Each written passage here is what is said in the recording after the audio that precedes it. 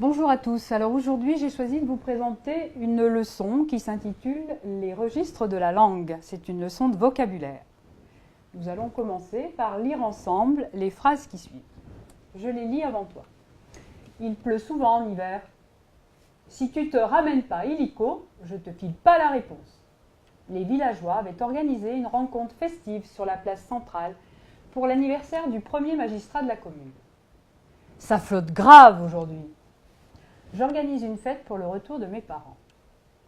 L'automne installé, les feuilles du tilleul, parées de couleurs chatoyantes, tapissent la cour de cette demeure de caractère. Tu as sans doute remarqué que je n'ai pas lu ces phrases de la même manière. En effet, ces phrases peuvent se regrouper par deux. As-tu une idée? Premier regroupement. Ça flotte grave aujourd'hui. Si tu te ramènes pas illico, je te file pas la réponse. Deuxième regroupement. Il pleut souvent en hiver. J'organise une fête pour le retour de mes parents. Les villageois avaient organisé une rencontre festive sur la place centrale pour l'anniversaire du premier magistrat de la commune. L'automne installé, les feuilles du tilleul, parées de couleurs chatoyantes, tapissent la cour de cette demeure de caractère. Le regroupement est tout simplement lié au registre de la langue auquel elles appartiennent. Reprenons. Phrases 4 et 2. Ça flotte grave aujourd'hui, si tu ne te ramènes pas illico, je te file pas la réponse.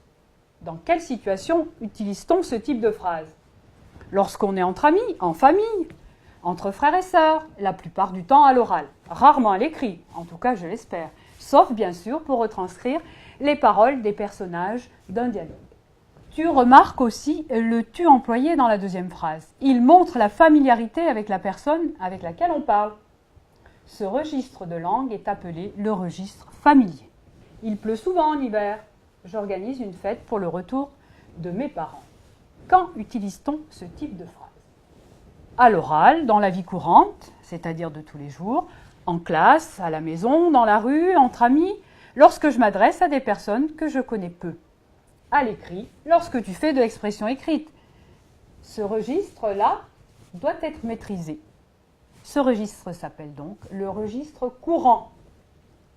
Les phrases 3 et 6 sont sans doute un peu plus éloignées de ton vocabulaire. Quand utilise-t-on ce type de phrase? Ce type de phrase est surtout utilisé dans la langue écrite. Lorsque tu lis un roman, par exemple, tu peux avoir affaire à ce langage-là. Certaines personnes le parlent même au quotidien, mais dans des circonstances précises, en cours, dans des conférences. Il suppose une maîtrise soutenue, c'est-à-dire solide, de la langue française. Et en effet, ce registre-là s'appelle le langage soutenu. Même si tu ne l'utilises pas souvent, tu dois être capable de le comprendre. C'est pour cela que je t'encourage à lire des livres de tous horizons. Alors, résumons. Dans la langue française, comme dans d'autres langues d'ailleurs, il existe 3 registres de langue. On dit aussi parfois niveau de langue. Il existe donc le premier registre, le registre familier, le deuxième, le registre courant, et enfin, le registre soutenu. Un petit exercice? Allez, on y va. À toi de trouver à quel registre appartiennent les phrases suivantes. Je ne les lis pas pour ne pas t'influencer. Nous allons passer à la correction. J'espère que tu as trouvé, c'était facile.